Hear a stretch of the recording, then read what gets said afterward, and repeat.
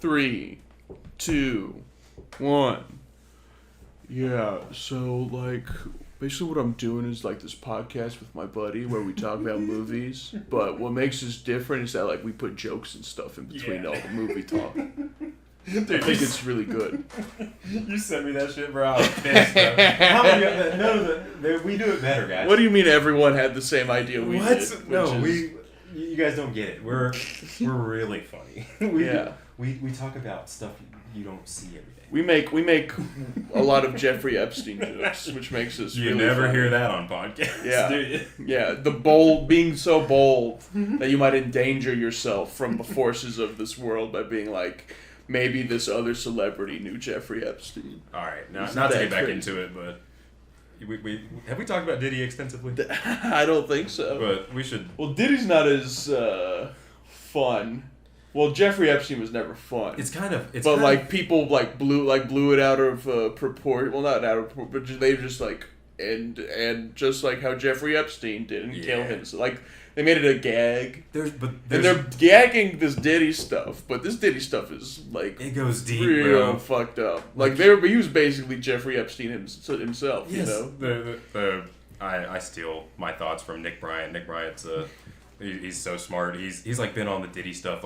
He called that Diddy's probably a federal informant. From the jump, and he's right. That's why he's been chilling this entire time. He had that weird thing with that Shine, yes, dude. Where he shot somebody and had Shine get arrested for it. Now Shine is the leader of a political party in the Bahamas. Yeah, DR, the Dominican Republic. Yeah, I don't know where it is, but somewhere around there. Has just political power. Yeah, and it's like.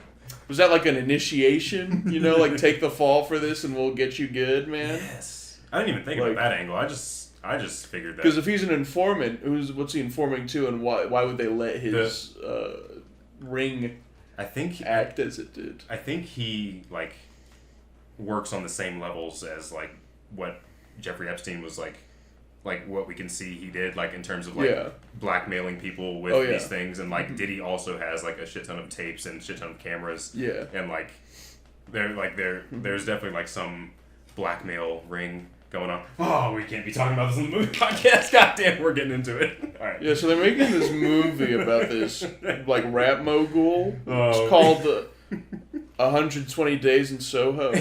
I like that. 120 days in 120 Tampa Bay. 120 days in Bed-Stuy. Have you every time there's a New York when people are tweeting about how much they care about or hate New York. Yeah. It's just this isn't even a thought. I just get mad about that. Probably because I don't live in New York or have I'm definitely I'm on your side, dude. Yeah, I don't live in a different city that's fake cool enough to pretend to be in the running with New York. Yeah, we're if I lived in Dallas or something, I would have a lot of ego and gusto to be fucking New York City where all you die. The city where you go to die. I feel anything. I feel like we might be in the perfect middle city, dude. Yeah, we're in a shitty little city. Yeah. That has some weird shit going on.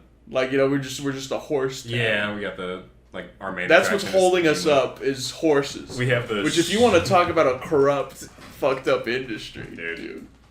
Imagine how I can't. Imagine I don't even want to say it. Can you imagine what little regulations are going on in horse racing? Yeah, something as old as ancient times. Imagine how much tax money is being washed, or how much of Kentucky's funds. How much worldly money that needs to be washed, the Sheik of Dubai or whatever. Because horse racing is one of the richest hobbies you can have. Yeah, just owning a horse and we know firsthand, bro. I know a jockey. We need to get my jockey buddy on. We should watch Secretariat with Andres. We should do a fake we censor his voice and black out his body. We do it tell us the horror stories, man. Our first video podcast, and it's shot one of those ex gang member. We're just doing like a DJ Vlad interview of like a guy who went to prison for triple homicide. And is just like very willing to lie for $10,000, you know? Hey, bro. Just like talking about whipping the horse, and we just have to like censor everything you say. DJ Vlad's my favorite movie director. Honestly. I can't remember. Wait, I don't know. There's a famous one I'm forgetting about right now. Do you want to get into movie news? Yeah, let's I got some like talk tweets. movie news. We're cooking right now. What is the movie world giving us today? I got to be honest. There's a lot of sequel news, which is my least favorite news. I mean, did we already talk about Wizards of Waverly Place sequel? Yeah, I think I had a meltdown over that. Yeah. I think I got really mad. This is pretty interesting. This might be Daniel Kaluuya getting a statue in London to celebrate his role in Get Out. The statue will be placed alongside other icon statues, including Batman, Bugs Bunny, Paddington, Harry Potter, Mary Poppins, and Mr. Bean. Like, is Get Out like on their level? That's really funny because like Get Out is like also the only explicitly adult movie. Yeah. Like I think that's the only rated R movie that like. Yeah, I guess none of the Batman. Yeah. Did the recent Batman, was that PG-13? Yeah, they're all PG-13. Well, they're for kids, man. You gotta occlude kids. They could never make those rated R. No. But yeah. Also, you know how much R-rated Batman would suck? It would just be like the Punisher. Yeah. I don't know. Is Get Out? Is it like bigger in the UK? Do they love Daniel Kaluuya that much? Well, over there? Daniel Kaluuya is like one of their most successful actors right now, I'd say, because not only is he in movies, which quite a few British actors can say they're in, he's in good ones, which not a lot of British actors can say about getting into big budget American movies, which is not their fault. Right? Our studios are just dumb and are like Hugh Grant Pop-Tarts, yes? Yeah. Yeah. This guy's a face we recognize. Maybe Hugh Grant's not the best example. That guy's kind of weird. It must be fun, just getting your face in like one or like a couple very good movies and then just getting to like Bruce Willis your way through your career. Yeah. The nation of 1,000 Bruce Willis. Yeah, dude. That's what we're going into. It's like Idiocracy, but it's like Bruceocracy or something. Do you want to talk about Megalopolis bombing hard at the box office? I really don't have many opinions on Francis Ford Coppola. Yeah, I only say his first name. We're close. But. Yeah. It wasn't on my radar or whatever. But like, was it? I don't know. What does this bomb say about? Why did you want to bring up the bomb? Like, what's interesting? Oh, it was a headline, right? Yeah. People were like, "Damn, this really isn't making any damn money." Like, you know. Did you watch it? I haven't yet, but I certainly intend to before it leaves theaters. I'm waiting until streaming. That's our difference, bro. Hell no. A movie like this, you gotta at least like see what the fuck he's trying to be, because it insists upon itself. Yeah. Well, this one's definitely for sure gonna be the one that actually does that. You know. Which I'm interested, because like he's saying out loud, like this one's insisting upon it. Oh, did he really say that? He didn't say it, but you know what I mean. Like, That'd be funny. Like, this is like my fucking wild one, you know. Buckle up, cowboy. From the guy who made Bram Stoker's Dracula, this was his wild one. Sorry, I popped another piece of movie news in my head. The Uzumaki first episode. Have you fuck with Uzumaki, Junji Ito? Okay. They adapted his Uzumaki stories into like I guess a mini-series. I guess that's all they're gonna do. Is that the one with the spiral stuff? Bro, that's the first episode. I know my former roommates Matt and Andres. They were both like super into it. They both had Matt had the book and Andres read it. They both loved it, and I never they told me it was good, but I watched the first episode today. Dude, it's got me back into anime. It's so good. I don't know Is it an anime? Yeah, it's really like modern, like in like modern animation. It's very, very scope good. And budget. Yeah, it's like black and white, but like the lines on it are like very, very crazily well done. I very highly recommend it, but Have you seen the Ridge one, like with the human holes? Oh, this one's for me. Yeah. I'm excited to see that episode. They've I think it premiered like 4 days ago. Mm-hmm. So yeah, you should go check it. It's on Max. We're sponsored by Max now. Shout out. All right, I'm getting a little more like tweets. Sequel news. Squid Game Season 2 is coming out. Do you think that's necessary? I probably don't. Did you watch Squid Game? I watched Squid Game. Pretty much everybody did. And I was like, this is fun. And then I also, like, we were also still going through that pandemic, so I don't know how much we can trust ourselves. Yeah. If watching other movies I liked, the Suicide Squad, I was like, wow, James Gunn really improved. Yeah. This year. And then you watch it, it's like, this is just fine. I know. But the fucking... Yeah, I mean, why not? Swing for it. Yeah. I don't want to be like everything that is...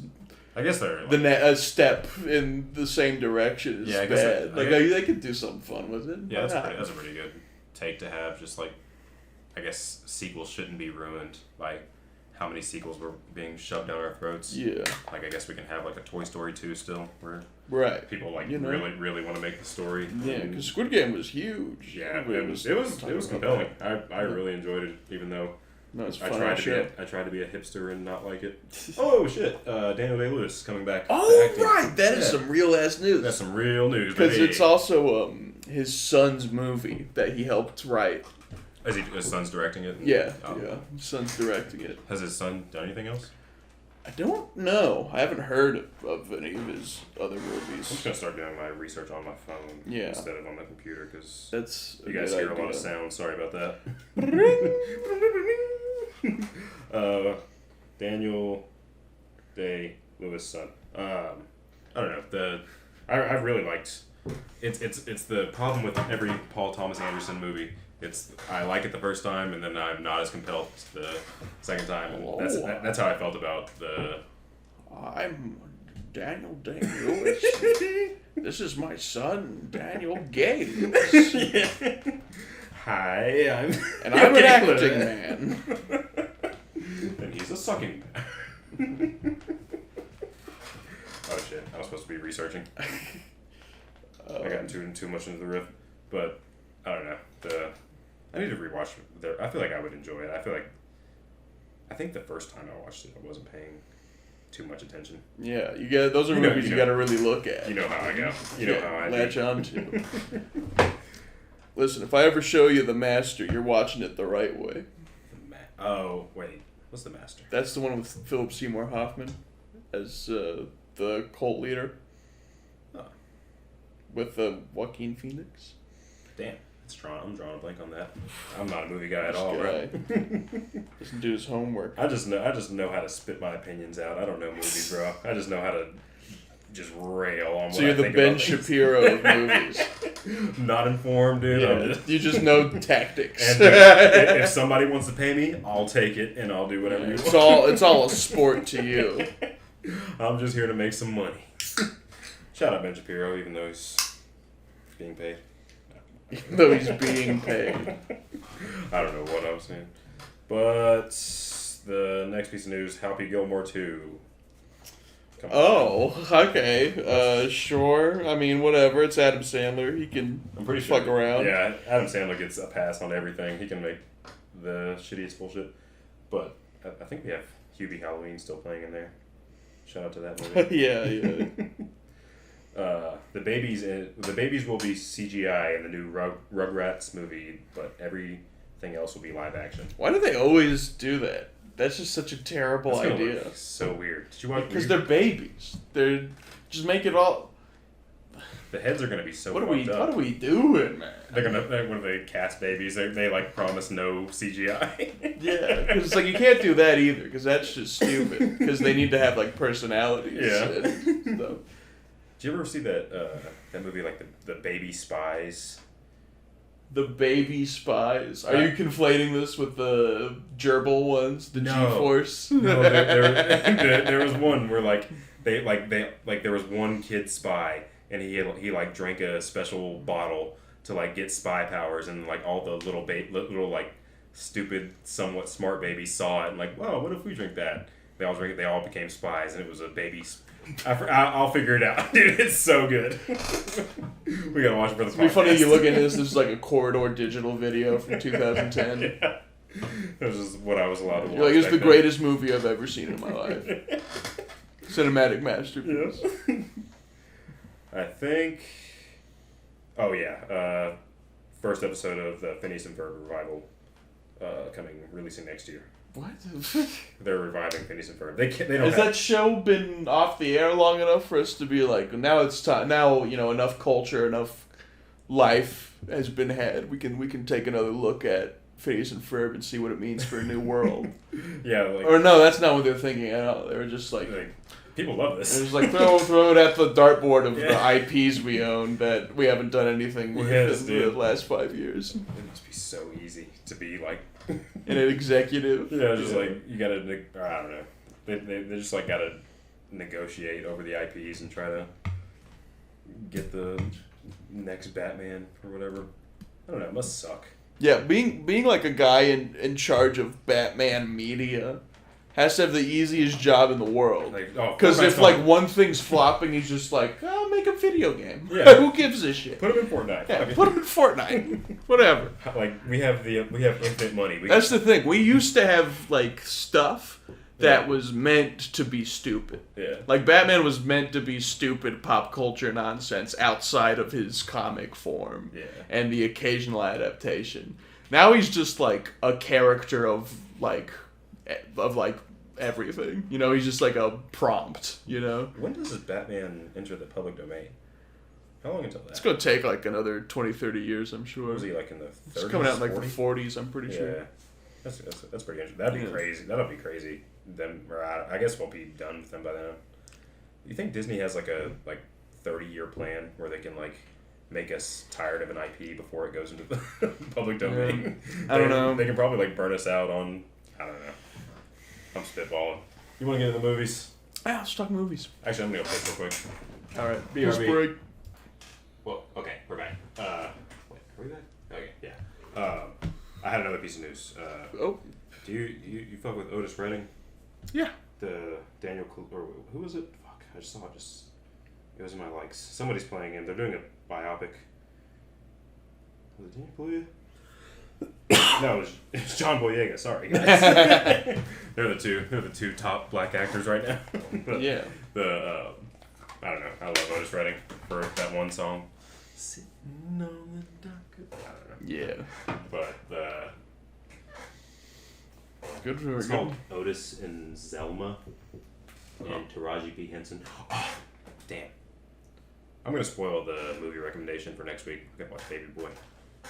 Because I just want to talk about that. Or, I'm going to talk about that. I should have spoiled it. I'm terrible today. But, let's get into the movies. Yeah. That's fun. Let's talk about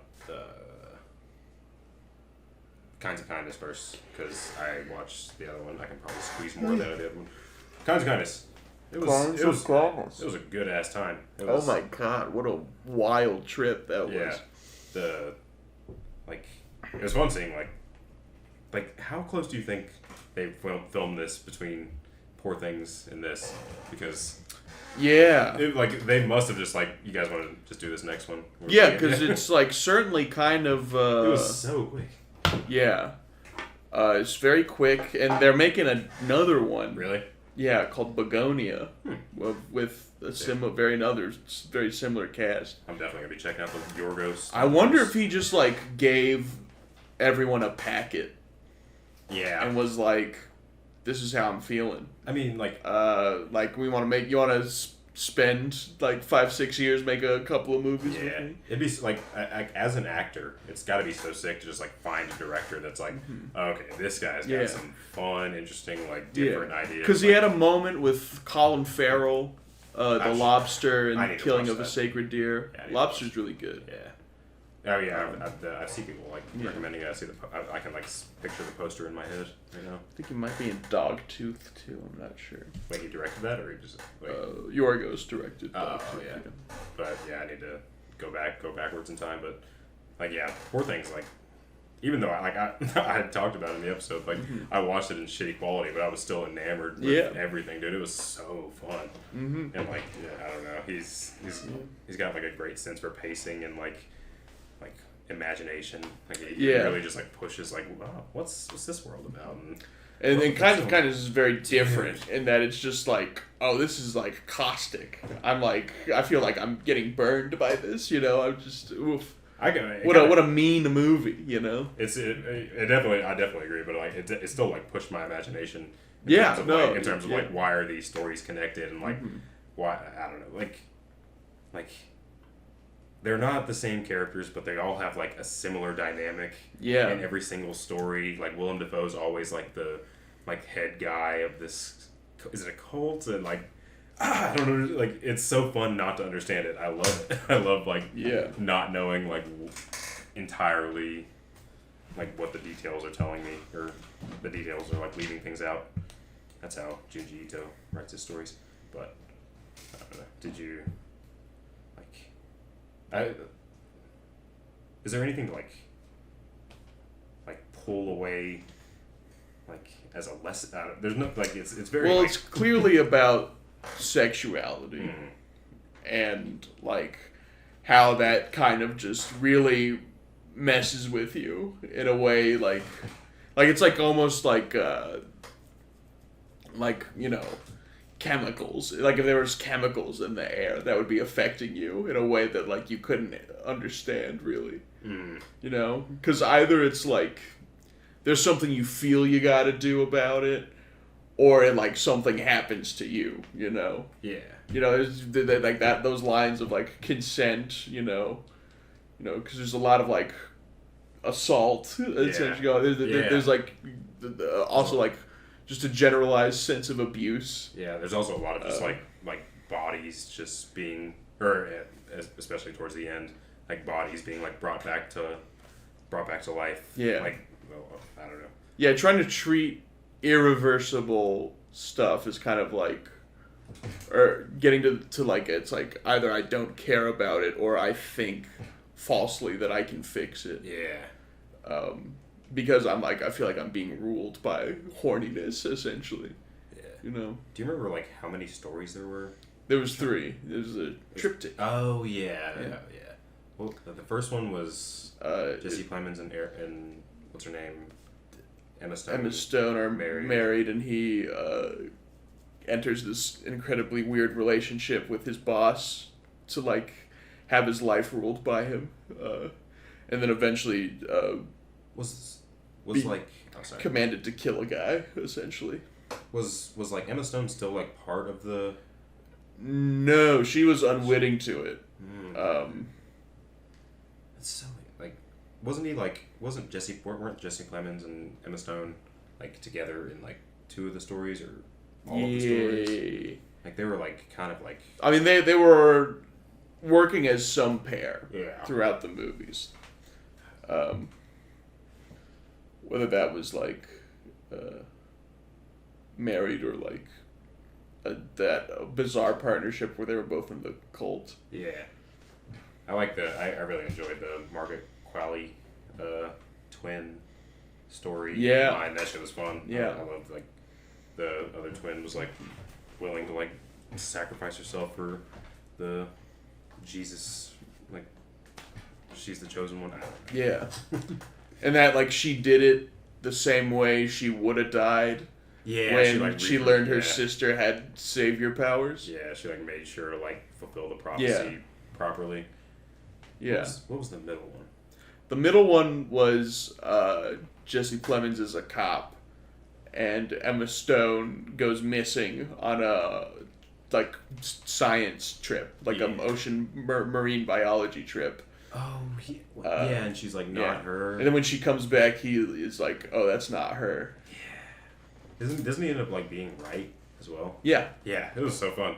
I love it. It ends with like she shows up. Yeah. And she's like, "Thanks." That was awesome. It's like, well, yeah. That was the one where I was like most concerned about it being like dude, what if nothing was real? Yeah, what if it was your dream? That was the one I was most testy about, thinking about, like, those guys that, like, think they're very cool by being, like, what if everything was Fight Club? What if all media? What if all art? What if every movie was just Fight Club really ends like Fight Club? You know, writing really. What, dude? Remember Pokemon? Yeah. Remember being a kid and loving Pokemon and having no problems in your life? What if Ash was just Fight Clubbing himself and he was in a coma? Remember Star Wars? Remember Pokemon? Dude, I remember. Man. I've been doing member berries to myself a lot lately. Yeah, Every time I keep doing that. Yeah. I've been taking the member berries.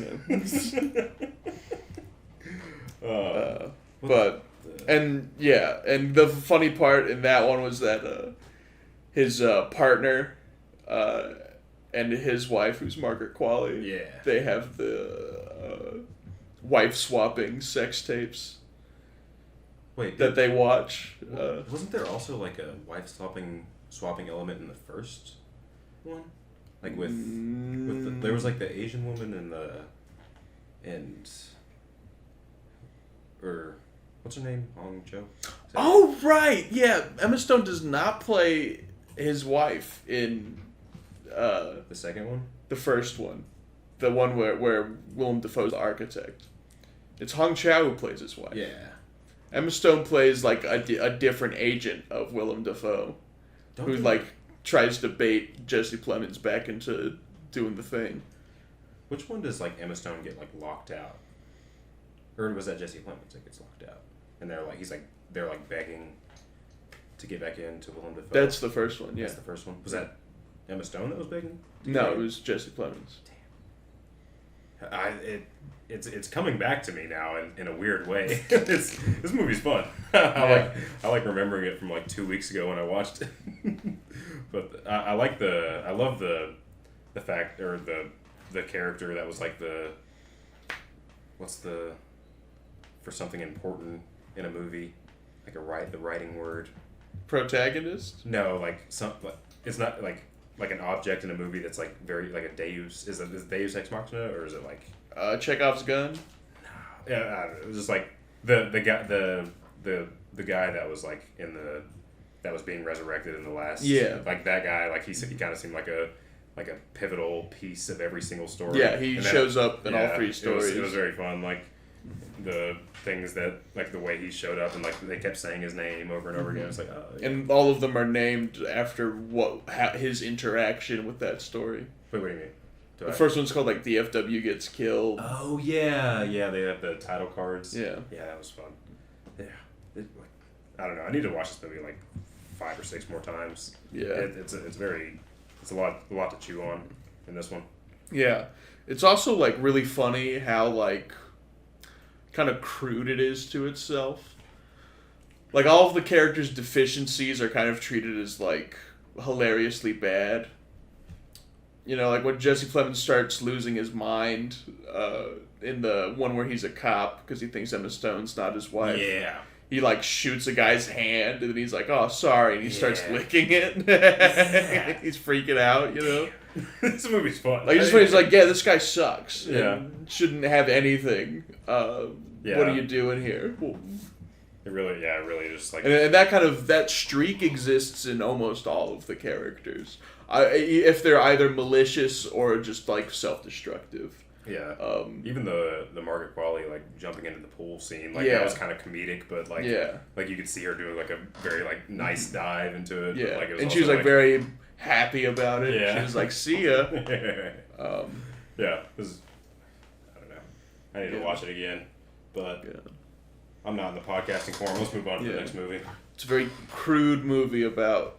Oh yeah. Let's do how you shouldn't let being too horny ruin your life. Just take rejection. Oh wait, was there be gay if you're gay. You know? Yeah. Wait, was there or was there not two like polyamory? Like did the first story had it? Well, there was non-monogamy for sure. Yeah. Oh yeah. I mean, it's a lot more complex than what the specific term polyamory can provide. You know, it's about like cheating or like wife swapping, swingers, like weird But that's a through line like through all three. Kind of. Yeah, because like I find it very interesting whenever like Willem Dafoe's like kissing everybody and like is like sexual with like every member of his group, and keep saying it, but I really want to watch it again. Yeah. But I give it 8. 7. No, 8. No, I won't be dick. I think I gave it 5 stars when I reviewed it, so we'll stick with that. I feel so bad being so positive about every movie. Why? That just means you watch good movies. Yeah. That you have a good time watching. I want to see shittier movies and have some. People who watch really bad movies do this too. Yeah. We need to start. And they're living better lives than we are, so we gotta do something. 8 out of 10. Yeah. Shout out. What's the other one? Aggro Drift. This is a weird, pleasant surprise. Oh my god! I don't know if I would even call it pleasant. I really rode the tiger on this one. It was crazy. Yeah. I really I was there. He was using AI, right? Yes. Okay. Thank you. I thought I was going. Yeah, this movie is controversial and bizarre, and I loved it. I fuck with it. I really loved it. I fuck with the choices, dude. I understand why all of it was like not kind, right? Like why people would very easily write this off. Yeah. And have every right to. Yeah. Especially in the AI stuff. Starting off, I was writing it. I was just like, yeah, this fucking, I get it. Yeah. I know exactly what this is going for. Yeah. Because, man, this is directed by Harmony Korine.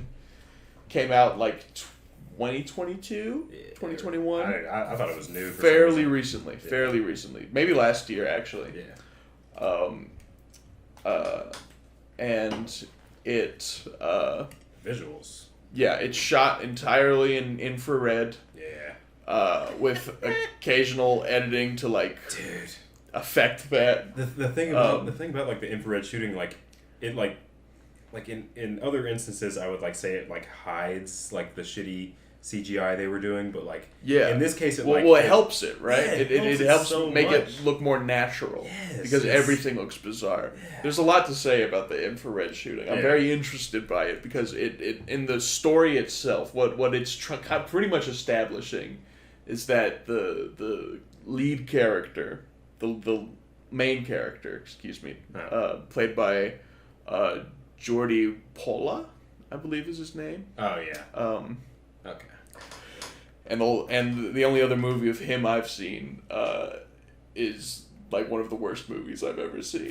Yeah. Well, I'll get into that later. He's very his voice, his cadence is very weird. But the infrared basically, and also just almost all the scenes are Mola's character, and a lot of the dialogue is his internal monologue, his narration about it. So the infrared kind of just all that combines with the infrared to be this is his perspective. Yeah. He doesn't see the world anymore. He sees this enemy detection essentially. He sees everyone as targets that you need to proof that they're dead or not. I didn't realize that perspective. That's cool. Yeah.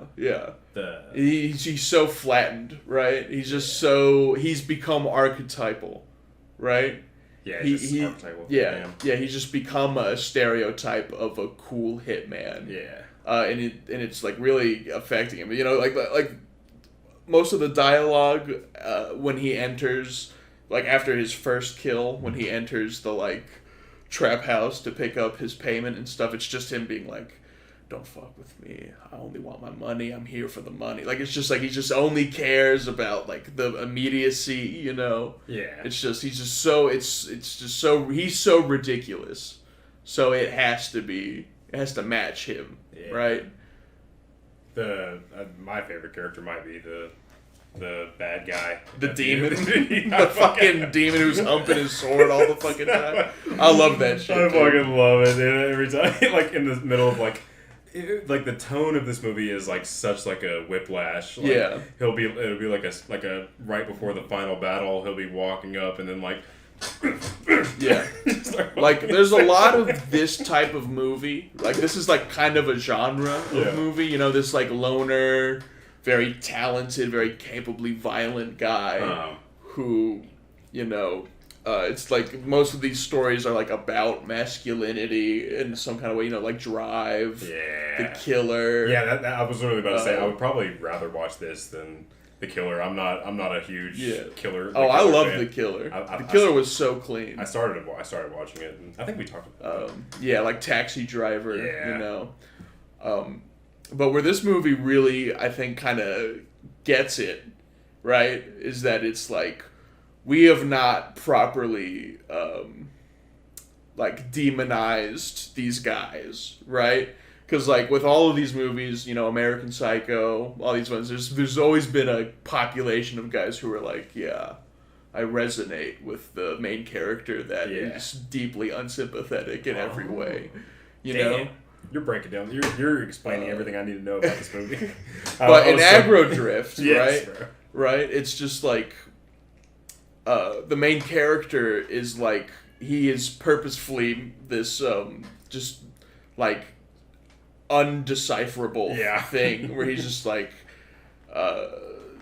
really good at killing, but he doesn't like anything, and he doesn't see or perceive anything outside of it, and he's like owned by it. And then the villain, you know, who's like who like usually takes the form of like a different cool character, right?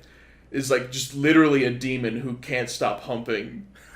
You know, like, he's just all sex, macho, steroids. Yeah. You know, like, it's just like, it's hard to be like, I'm into the movie about the dude who kills masculinity, the concept, right? Yeah. Like, it's just made much more apparent. Like you gotta, like, if you're gonna have this complex thing, you have to make it so blatantly obvious that the enemy is what usually gets taken as the message.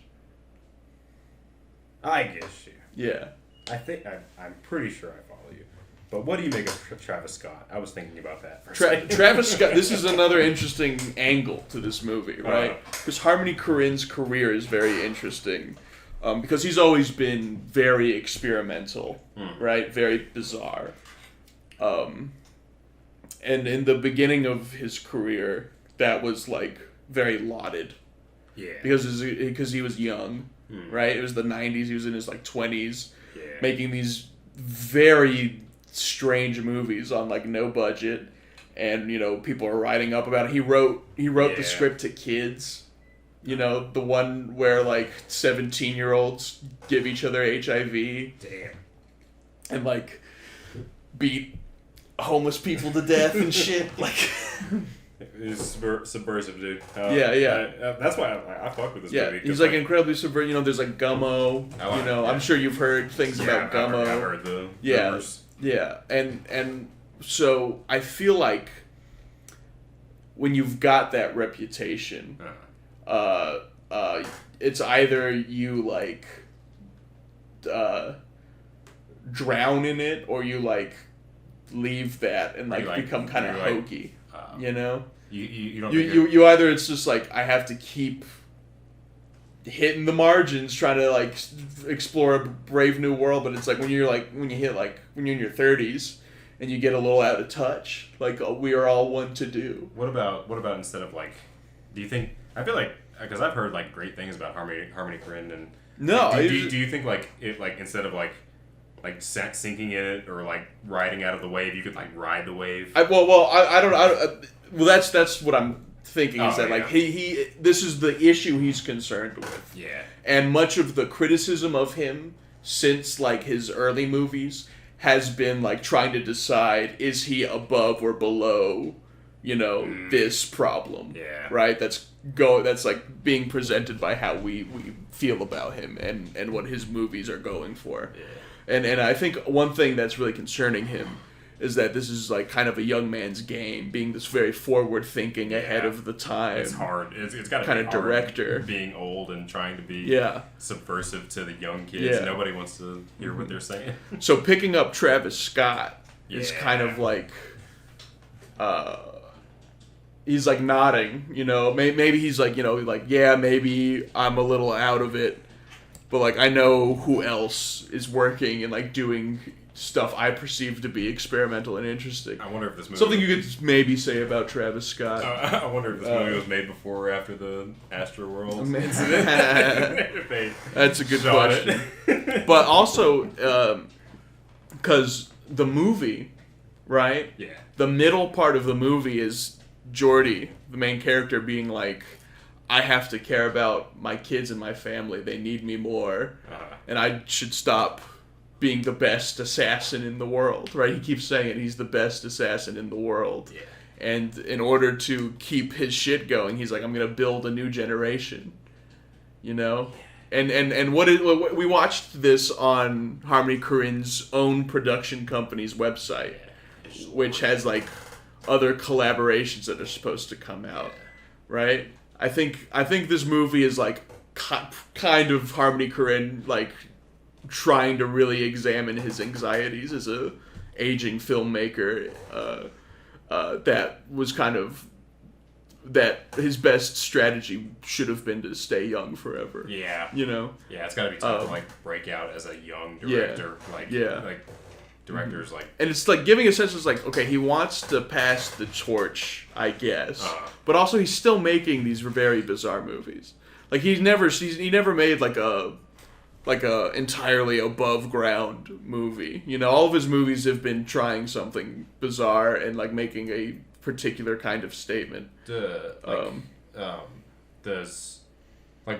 have this like same like ethos whenever he was like making Spring Breakers? Because I remember did he make that? Yeah, we talked about it. Well, I think like his strategy has just been, I just got to keep following the energy. Yeah, follow. You know, whatever the new thing is, right? Because in 2013, you could definitely say like that we could like do a deep read on like the riff-raffification of Floridans, you know? Yeah, he definitely, like that's an interesting idea for sure. I definitely like as a youth like fucking saw that and I was like, no, this is it. I know riff-raff. I know like wigger.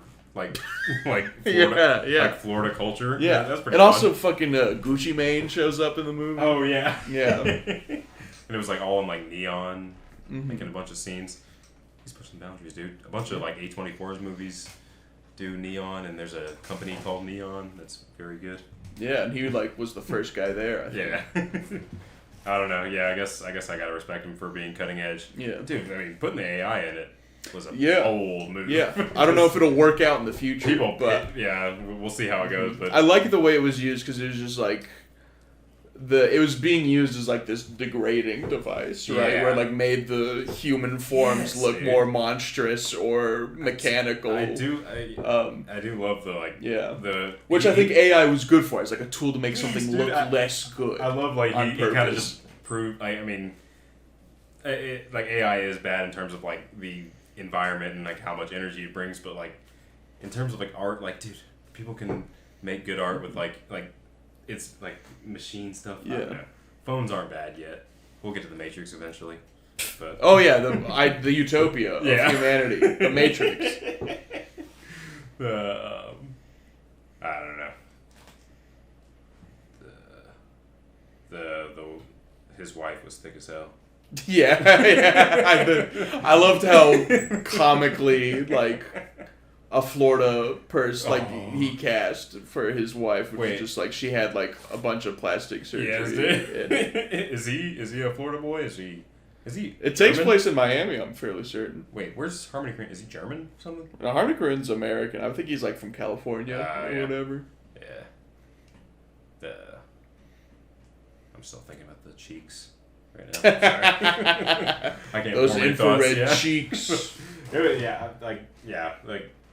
I was kind of annoyed with it when I started the movie, but the infrared stuff kind of grew on me. Oh, dude. And at the very end, dude, when he cuts off the demon's head, and he holds it up, and it's bleeding infrared, like it's just like bleeding the essence of what all this was about. Even before that, like it's all made of the same stuff. During the fight, dude. Yeah.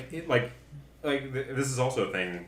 I just watched this movie, but during the entire movie, like whenever they like some of the characters like heads moved. It like kind of looked like video game-ish, like anime-ish, and like during the last fight scene, like they utilized like, or I don't know if they intentionally used it, but like it looked so like an anime like battle, like like there was something like very modern and nice about like how it looked, and like the scene whenever like Travis Scott and all his friends and the main character were riding the boat, and like there was like, I don't know if it was like doing the rainbow effect at the time, but like there was like fake lightning that looked very fake, but it looked so good in context. Yeah. Like all the CGI was like so shitty, but like in context it looked so nice. There was something about this. It was so weird. Yeah. Yeah. Sure. I get the Harmony Korine allure now. Yeah. He really pushes the boundaries. I'm excited for his new movie, Baby Invaders. I don't like that now. What's the... It's about... Apparently it's supposed to be like told as like a live stream of like these professional criminals that heist rich people's mansions. But they have like digital filters of baby faces on them. Oh. Yeah. Like... So, wait. Are they like...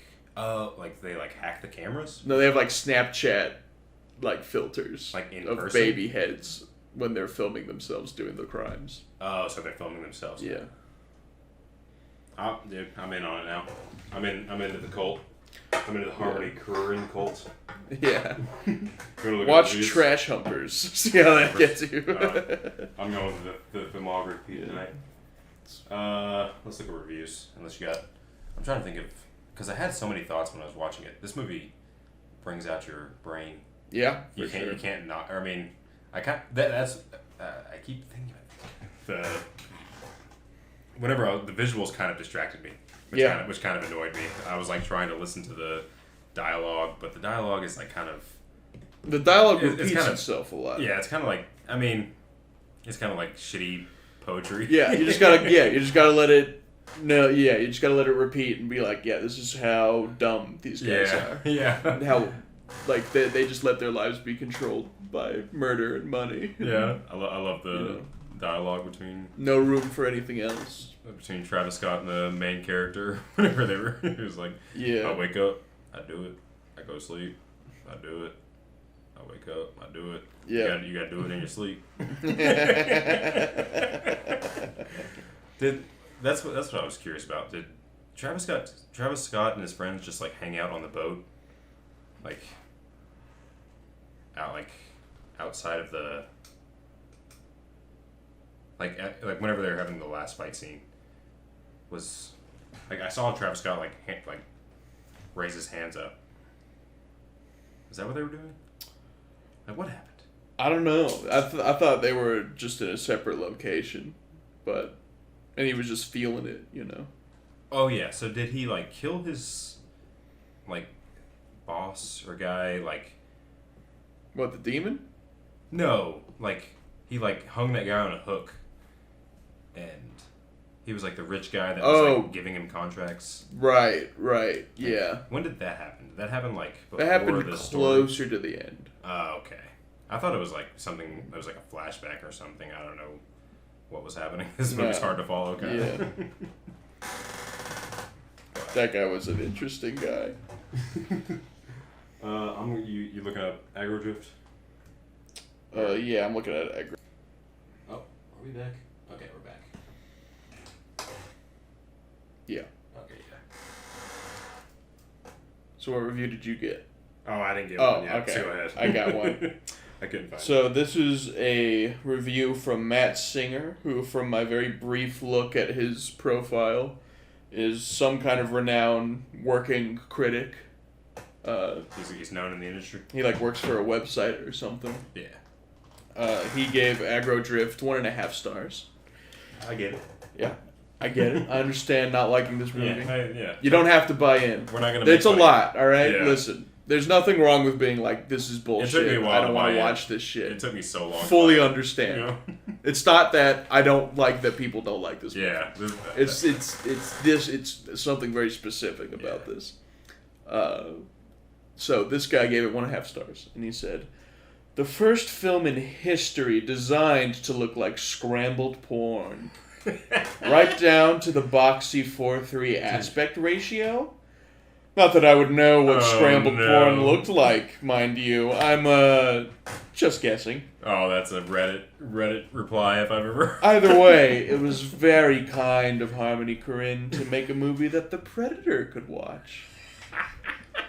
And this is why I don't. That's pretty good. Ever want to watch a movie made in the 80s.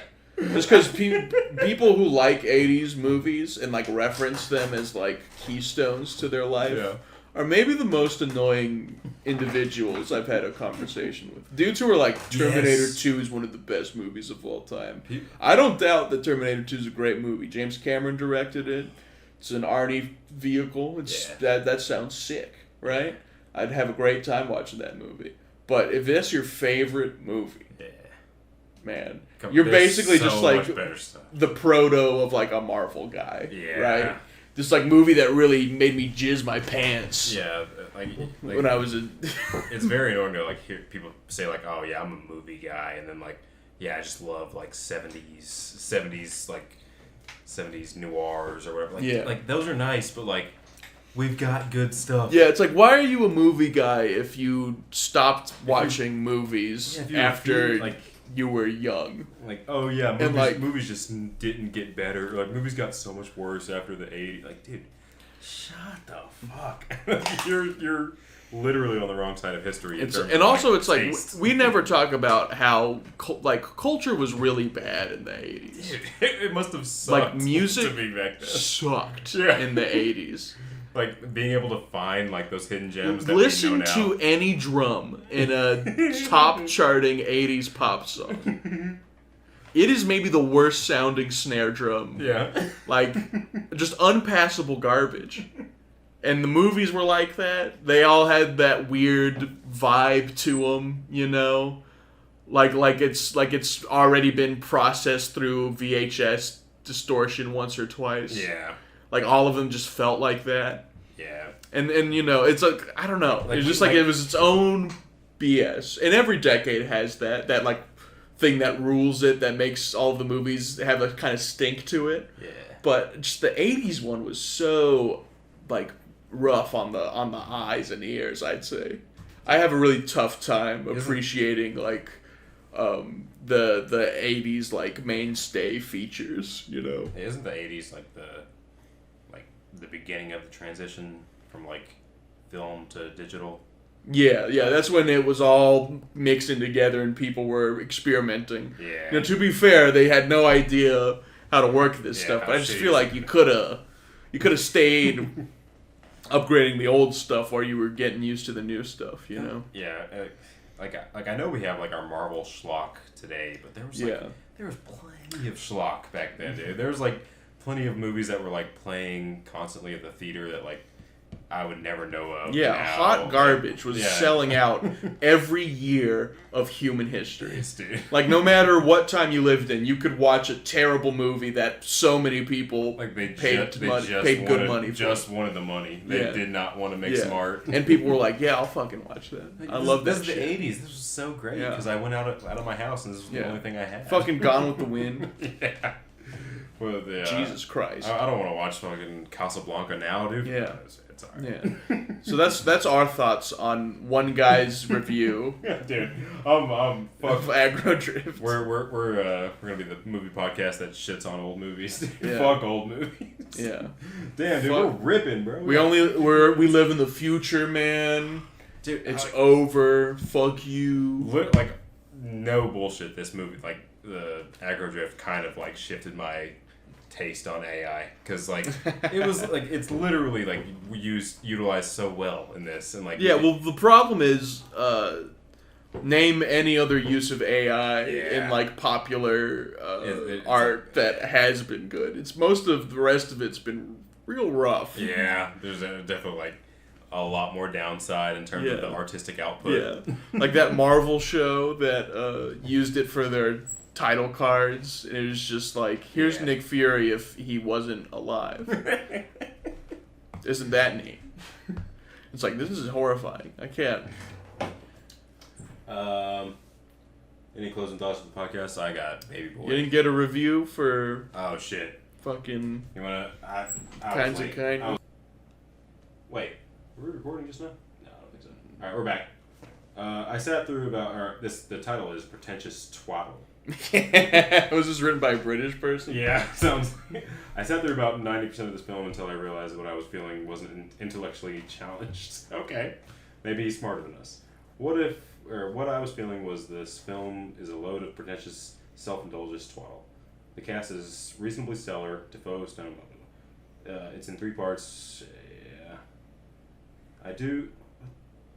But... Insofar as script and acting went, well, both of those happened, and I'm sure a lot of effort went into them.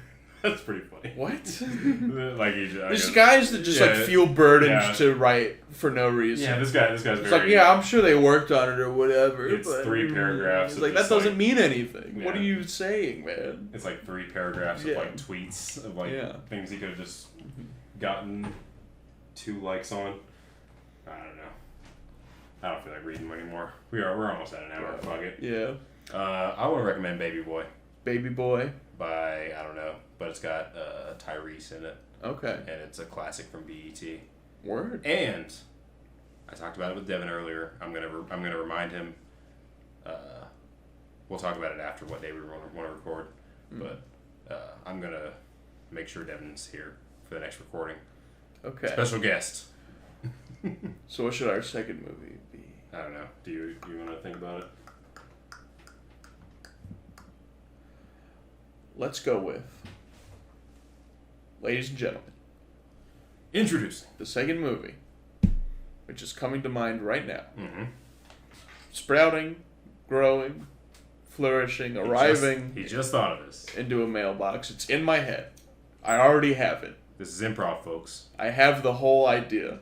I'm not stalling for time. You can't get this at home. I'm just hyping it up. I understand tension and suspense. Yes, man. Tony Hinchcliffe Jr. over here.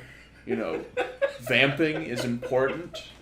You know, it's one of the best things, one of the best tools we have as people. It really is great. Come together. It really is great. And create things. Who are the best? Who are the best vampers? Who are the best vampers? Probably, I would say out of all the people who I know vamp.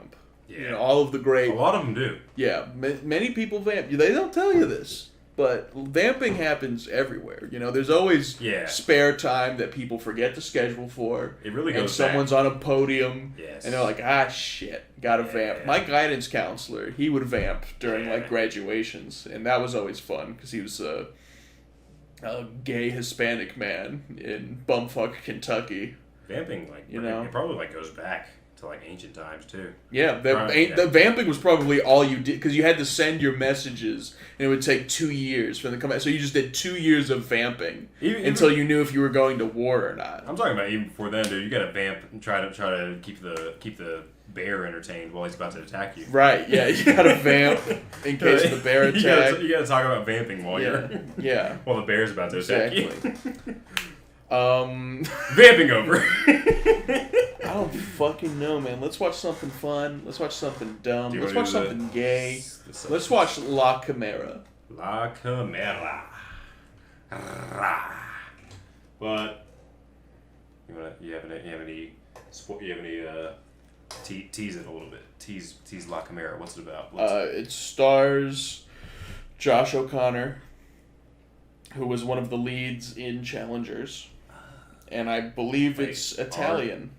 Which one? The blonde one or the sexy one? The sexy one. The sexier one. Yeah, I've seen him in other stuff. Yeah. Yeah, he's sexy. But actually, wait. Have you seen No Country for Old Men? Yes, I've seen it once. Okay, never mind. If you want to argue about it, I didn't enjoy it very much this time. I will do that later. All right. We'll do La Chimera. La Chimera and Baby Boy. Yeah. With Tyrese in it. I don't remember what year. It's probably early 2000s. Whatever. Thanks for listening. Thank you.